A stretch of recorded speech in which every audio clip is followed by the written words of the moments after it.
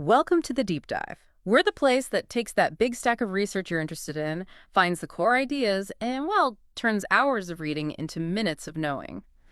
Today, we're zooming in on one really surprising moment in a foundational text. It's a pivot point that kind of makes you question what we assume happens right after a big public calling. Exactly. We're looking at what happens immediately after this incredible scene, this divine thumbs up, basically. And the question driving us is, why does the path suddenly swerve? Away from the spotlight, straight into, well, into hardship. Escalation instead of demonstration, right? That's the core of it.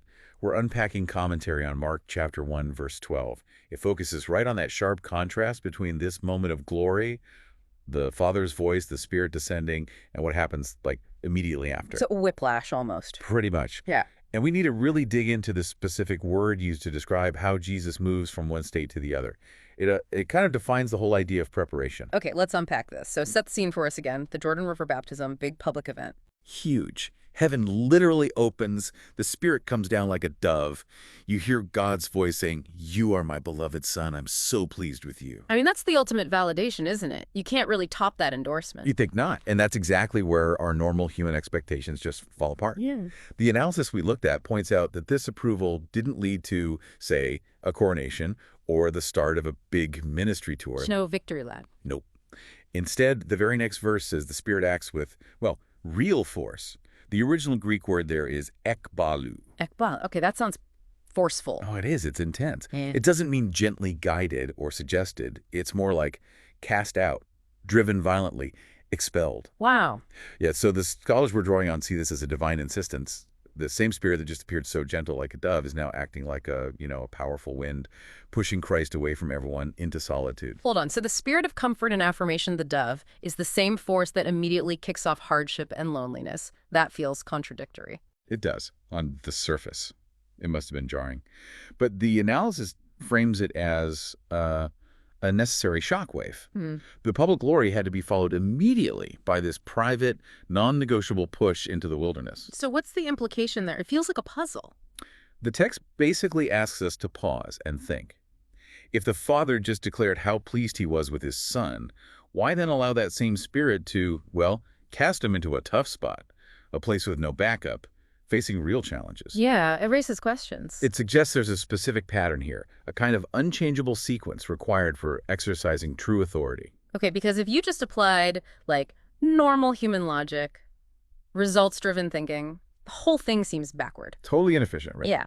The analysis brings this up. Wouldn't you expect the newly anointed Christ, fresh off this divine certification, to just hit the ground running, start the ministry now? You've got maximum public goodwill, maximum spiritual power. Exactly. Time for action. Healings, raising the dead, the big miracles. Show everyone what's happening. Absolutely. Human reason says, Yeah. seize the moment. The smart play is to go straight to the center of everything Jerusalem. Right. The heart of faith and power. That's where you make the big announcement, declare the kingdom is coming. You'd expect, instant impact. Huge crowds, religious leaders silenced, nations amazed, spectacle and success. But that's not what happened. Not at all. And this is the key tension the commentaries highlight. It's like the validation itself somehow makes the testing necessary, immediately. But doesn't that risk making God seem, I don't know, almost punitive? If he just called Jesus beloved, why the immediate, harsh, forced isolation? Why the expel? That's a really important question the analysis tackles. And the answer seems to be that it wasn't punishment. It was preparation. Preparation. Okay. Yeah. The argument is that the desert testing proves the source and the nature of the authority. Think about it. If Jesus had gone straight to Jerusalem, any power he showed could maybe be dismissed as, just the excitement from the baptism or even human ambition. Ah, okay, like a spiritual high. Exactly. The wilderness strips all that away.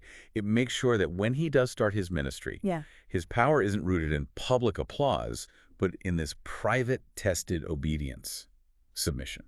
I see the divergence now. So instead of sending Jesus towards the city, the crowds, the opportunity, the Spirit sends him into solitude, into confrontation. Away from the platform down to the desert floor. It's such a clear shift, that physical move from the Jordan, which is public, communal, to the wilderness, which is isolated. It really underlines the priority was totally internal, wasn't it? Precisely. The material we reviewed puts it bluntly.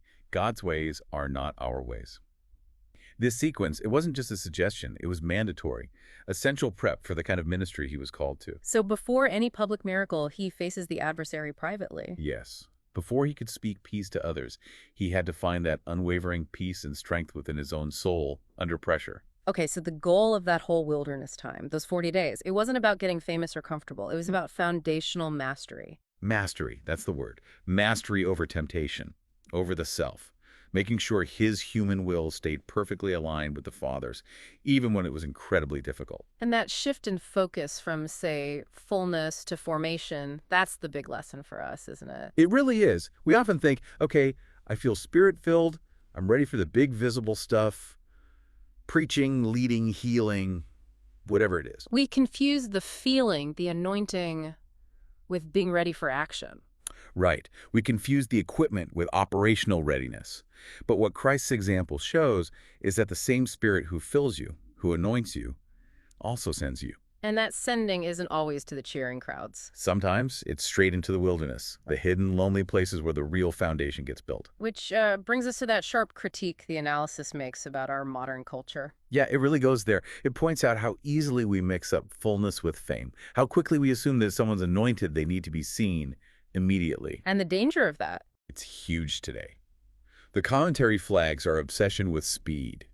It's so common now to push new believers, especially if they have some kind of public profile or obvious talent, right into the spotlight way too early. We focus on their story, their excitement. Instead of their foundation, we prioritize leveraging them over forming them. And the result, without that time in the wilderness, that crucible of solitude. Often it's just really bad. Without that critical time for the soul to be tested, humbled, shaped, without enduring the desert, the public exposure becomes this huge risk. Because the foundation isn't there. Exactly. So when temptation inevitably shows up, because it always does, the soul doesn't have those deep roots. And the fall can be spectacular and public. The analysis used some analogies to explain this, right? Preparation over prominence. Yeah, really powerful ones like the lamp. A lamp isn't hidden under God's hand because its light is weak. It's hidden to shape the flame. To make it steady. Steady, pure, resilient. Before it gets put on that public hill, it's about stability, not just the initial flash. Okay, that makes sense. What was the other one? The soldier. A soldier has to go through tough training, right? Discipline, drills, endurance exercises. It's painful, private work. Before they ever see a battle. Precisely. Before marching into the chaos. So the wilderness isn't wasted time. It's the non-negotiable training ground. It guarantees you can stand firm when the pressure hits. The Spirit's leading is often towards preparation, not just immediate prominence. So let's dig into that classroom aspect. What exactly is learned in this wilderness season? If it's so essential, what's the curriculum? It's where the really deep, hard lessons get learned. It's less about what you can do for God. You know, using your gifts, your talents, your enthusiasm. And more about what you have to surrender to Him. That confidence you have in yourself, your own abilities, your zeal, that starts to fade. And in its place, this absolute moment-by-moment dependence on the Father gets forged. You learn reliance, not self-reliance. And Jesus modeled this perfectly. He could have skipped the wilderness, right? Gone straight to Jerusalem, done amazing things. He absolutely had the power to bypass the whole thing, amaze everyone. But he deliberately chose obedience over that opportunity. Submission over spectacle. Exactly. His focus was totally vertical. It wasn't about impressing the crowds, even though he could have. His heart was fixed on one thing. What would please the Father who had just spoken to him? That private commitment being the foundation for the public power. That's the only foundation that lasts. That purity of motive, tested in private. So bringing this all together for you, the listener, if the Son of God himself wasn't allowed to start his public work until after this intense, isolated wilderness season, well, then we probably shouldn't expect to serve effectively without our own. It's a necessary part of the process. It seems so. The same Spirit who filled Jesus also used that driving force, that ekbalu, to send him into desolation. And that same Spirit, out of love, might lead you into lonely, hidden places too, to test, refine, and strengthen your foundation. Which gives us that crucial reframe. The wilderness is not a sign that God's displeased or that you've failed somehow. No. If anything, it's the clearest sign of divine preparation. God sees the task ahead for you, and He's getting you ready for its magnitude. He's not wasting your time. He's securing your character. So the impulse to rush out the moment we feel full of the Spirit, maybe we should resist that. The analysis suggests we absolutely should. Instead of rushing to perform, surrender to the process. Don't ask for visibility or power right away. Ask for purity. Ask for obedience. So what does this all mean? What's the takeaway promise here? The assurance is that when the wilderness has done its work, its holy, humbling work, when the testing and refining are done, you will emerge, just like Jesus did. Walking in the power of the Spirit. Exactly. But it's a power that's been forged, tested. It's not fleeting, it's enduring, and it's directed by God's will because you've learned submission there. Okay. That lands differently. So here's something to chew on.